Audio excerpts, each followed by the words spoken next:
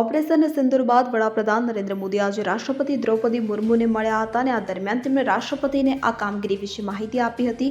બીજી તરફ કેન્દ્રીય ગૃહમંત્રી અમિત શાહે 9 રાજ્યોના મુખ્યમંત્રીઓ, ડીજીપી અને મુખ્ય સચિવો સાથે બેઠક યોજી હતી. આ બેઠક દરમિયાન અમિત શાહે યુદ્ધ જેવી પરિસ્થિતિ વચ્ચે સુરક્ષા વ્યવસ્થાનો તાગ મેળવ્યો અને કેન્દ્રીય ગૃહમંત્રી અમિત શાહે 9 રાજ્યોના મુખ્યમંત્રીઓ સાથે બેઠક યોજી હતી કે તેમાં જમ્મુ અને કાશ્મીર, પંજાબ, રાજસ્થાન, ગુજરાત, ઉત્તરાખંડ, ઉત્તર પ્રદેશ, બિહાર, સિક્કિમ, પશ્ચિમ બંગાળના મુખ્યમંત્રીઓ અને લદ્દાખ અને જમ્મુ અને કાશ્મીરના ઉપરાજ્યપાલો સામેલ હતા. મહત્વનું છે કે ભારતીય સેનાએ મંગળવાર અને બુધવારે રાત્રે પાકિસ્તાનમાં 9 આતંકવાદી ઠેકાણાઓ પર હુમલો કર્યો હતો. આ હુમલામાં આતંકવાદીઓના ઠેકાણાઓનો નાશ કરવામાં આવ્યો છે કે જેના અનુસંધાને આજે અમિત શાહે બેઠક બોલાવી હતી. તેમજ કેન્દ્ર સરકારે ગુરુવારે સર્વપક્ષીય બેઠક બોલાવી હતી.